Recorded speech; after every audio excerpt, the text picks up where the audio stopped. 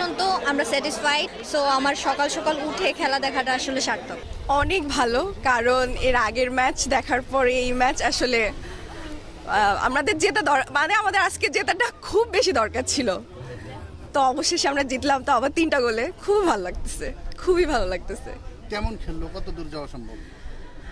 আরো ভালো খেলতে পারতো, বিশেষ করে সেকেন্ড হাফে যখন খেললো মনে হলো যে আরো কিছু গোল হওয়া দরকার ছিল, কিন্তু আমরা তো জিতে গেছি, তো এই নিয়ে আর ভয় ছিল না যে না আমরা আগাচ্ছি সামনে, ভালো হবে।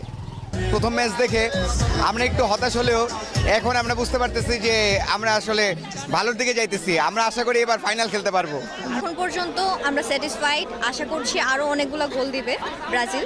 সো আমার সকাল সকাল উঠে খেলা দেখাটা আসলে সার্থক। 7 গোল।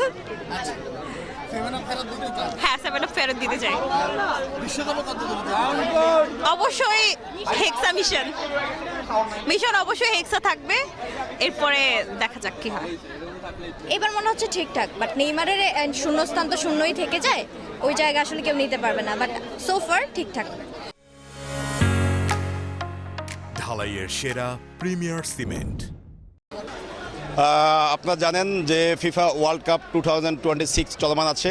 আমরা দেখেছি যে বিশ্বকাপ মানে একটি দেশের মধ্যে খেলাটা সীমাবদ্ধ না, বিশ্বকাপ মানে পুরো বিশ্বের মধ্যে যে খেলার আমেজ, যে উন্মাদনা, সেটা কিন্তু ছড়িয়ে যাওয়া।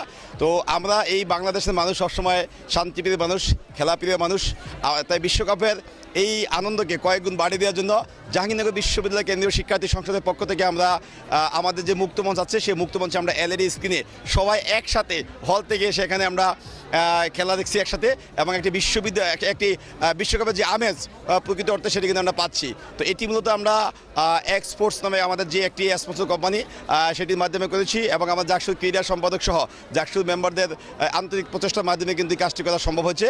তো এর মাধ্যমে কিন্তু আমরা দেখতে পাচ্ছি যে একটি ছোটোখাটো যে আমাদের আছে যে মাঠে গিয়ে খেলা না দেখতে পারলেও যে এখানে মুক্তমঞ্চে বসে সবার সাথে একসাথে খেলা দেখার মাধ্যমে আমরা বেশ আনন্দ পাচ্ছি, এবং আমাদের শিক্ষার্থীরা বেশ আনন্দ পাচ্ছে।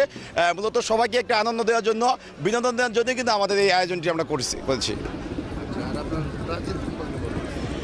ব্রাজিল তো অলওয়েজ যে একটি গুড টিম, এবং আমরা দেখে জানি যে ব্রাজিলের সমস্ত কিছু মিলেই যে সবসময় তারা শিরোপা নেওয়ার জন্যই কিন্তু মাঠে নামে। কিন্তু আমরা দেখেছি গত বিশ্বকাপ ব্রাজিল আমাদেরকে হতাশ করেছে, কিন্তু আমরা মনে করি যে ব্রাজিলের যারা আমরা ভক্ত সমর্থক আছি, আমরা মনে করি এবার ব্রাজিল যেভাবে খেলছে, আমরা মনে করি ব্রাজিল এবার যেই প্রত্যাশা মিশন হেক্সা, সেই মিশন হেক্সা সেটা কিন্তু ব্রাজিলের মাধ্যমে এবার সম্ভব, এবং আমরা মনে করি এবারের যে শিরোপার সেই শিরোপার যে ভাগিদার হলো ব্রাজিল একমাত্র।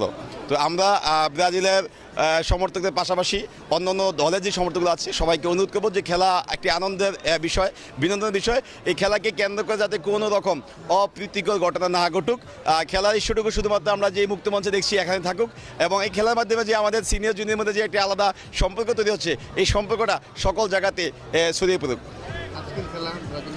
আজকের খেলা দেখছি একেবারে শুরু থেকেই ব্রাজিল বনাম হাইতির মধ্যে খেলা হচ্ছে। হাফ টাইমের মধ্যে আমরা দেখেছি ব্রাজিল কিন্তু 3-0 গোলে এগিয়ে আছে। আমরা দেখা যাক যে পরের যে আমাদের হাফ টাইমের পরের অংশটা আছে সেখানে আশা করি আরও কয়েকটি গোল দিবে, এবং আমরা মনে করি ব্রাজিল শুধু হাইতির সাথে, যে হাইতি একটু তুলনামূলক দুর্বল দল আমরা মনে করি, কিন্তু আমরা মনে করি যে বিশ্বকাপে যেহেতু বাছাই পর্বে উত্তীর্ণ হয় তারা এসেছে, সেটা কোনো দুর্বল দল নয়। তো আমরা মনে করি যে হাইতির সাথে ব্রাজিল যেভাবে খেলেছে, প্রথম ম্যাচে কিন্তু আমরা অনেকটা হতাশ হয়েছিলাম যে ব্রাজিলের পারফরমেন্স দেখে। আমরা আশা করি পরের ম্যাচগুলোর মধ্যে আজকে যেভাবে খেলছে এরকম একটি আমরা প্রাণবন্ত যে টিম আমরা পরের ম্যাচে দেখতে পাবো, এবং প্রতিটি ম্যাচে আমরা চাই ব্রাজিল